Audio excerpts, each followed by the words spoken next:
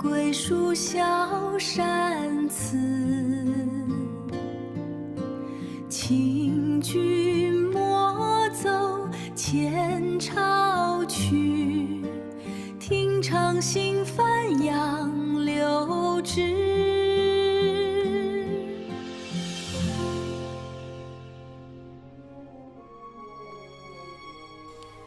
杨柳之词其一，唐·刘禹锡。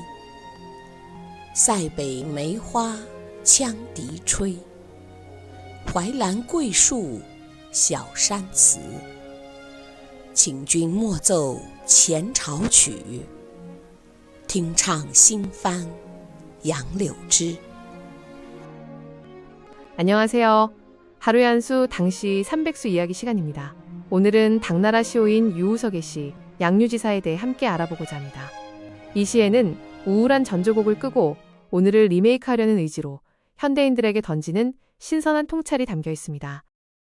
당나라 최고 강철 멘탈을 가진 유우석의 인생 리메이크 선언, 양류지사에 대해 지금부터 자세히 알아보도록 하겠습니다. 23년의 유배를 견딘 당나라의 불사조 유우석, 그가 시의 호걸이라는 칭호로 불리우게 된 데는 그만한 이유가 있었습니다. 그의 나이 33세에 정치개혁의 실패로 가장 척박한 변방으로 장장 23년간 유배 생활을 하였습니다. 하지만 그는 절망 대신 민초들의 삶 속으로 들어가 변방의 민요들을 수집하며 자신의 시세계를 리메이크하면서 슬픔과 절망에 매몰되지 않은 압도적인 기계의 모습을 보여주었기 때문입니다. 당시 문인 백거인은 그대의 시 한 수에 나의 천마디가 빛을 잃는다고 유우석을 찬양하였습니다. 유우석은 이 시를 쓴 후 기억 후 24년 만에 당당히 권력의 중심으로 귀환합니다. 그는 자신을 내쫓았던 정적들을 향해 이렇게 역사적인 일침을 놓았습니다. 나를 비웃던 놈들은 이미 다 사라졌지만 나 유우석은 새로운 노래와 함께 다시 돌아왔다.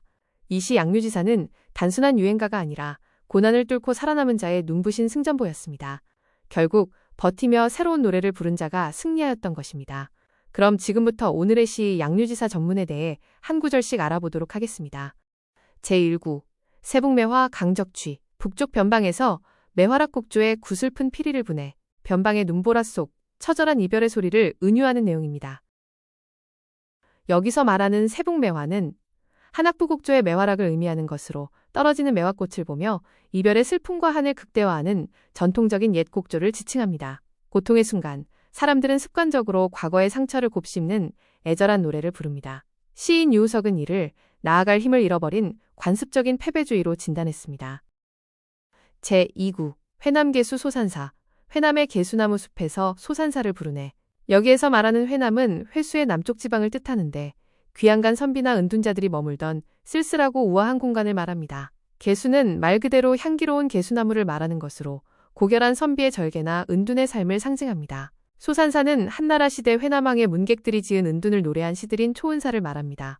현실의 고통을 피해 산속 개수나무 아래로 숨어버리자는 은둔의 정서를 말하는 것으로 우울함에 취해 있는 것은 때론 지적이고 고상해 보일 수 있습니다.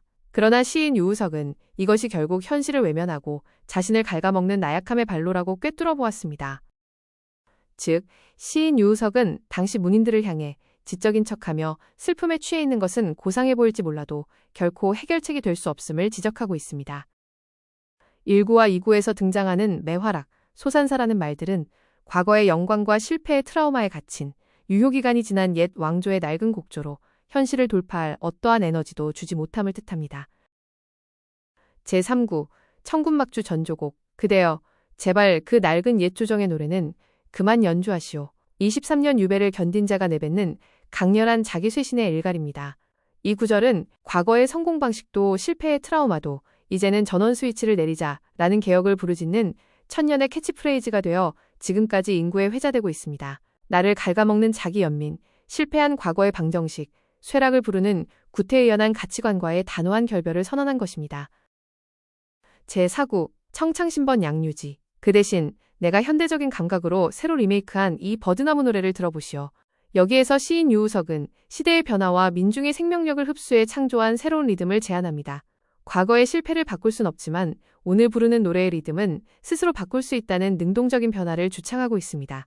이것은 과거를 부정하는 것이 아닌 내일을 위한 완벽한 정서적 환기입니다. 그러면 왜 버드나무를 이 시의 핵심 단어로 사용하였을까요?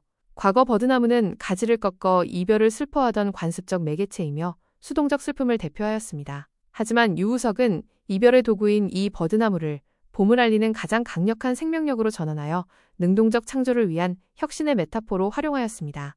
이 시의 전체 구조를 스텝별로 탐구해보면 처음에는 나의 우울함이 습관적인 전조곡임을 깨닫는 인지를 시작으로 자기 연민과 패배주의의 스위치를 단호하게 끄는 차단의 단계를 거친 후 시대의 변화에 맞는 나의 새로운 리듬을 찾는 창조의 단계를 통해 나만의 삶에 새로운 생명력을 불어넣는 변화된 양류지라는 수용의 단계에 이르게 됩니다. 그럼 지금까지의 설명을 바탕으로 다시 한번 이 시를 음미해 보도록 하겠습니다. 杨柳之词其一，唐·刘禹锡。塞北梅花羌笛吹，淮南桂树小山辞。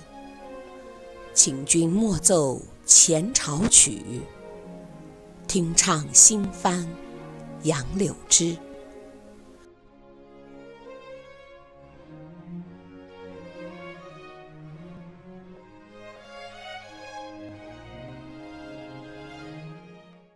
어떠셨나요? 혹시 여러분은 이 시 속의 숨은 이야기를 통해 새로운 문학적 르네상스의 질문을 받은 것처럼 느껴지지 않으셨나요? 1000년 전의 시인이 우리에게 묻습니다. 당신은 과거의 슬픈 노래를 답습할 것인가? 아니면 당신만의 새로운 양류지를 부를 것인가? 라는 질문을 말입니다. 당신을 괴롭히는 옛 노래는 이제 그만 끄시길 바랍니다. 시인 유우석처럼 당당하게 지금부터는 오늘 이 순간을 위한 당신만의 새 노래를 재생할 시간입니다. 이상 하루의 한수당시 300수 이야기였습니다. 시청해주셔서 감사합니다. 구독, 좋아요는 사랑입니다. 塞北梅花羌笛吹，淮南桂树小山辞。请君莫奏前朝曲，听唱新繁杨柳枝。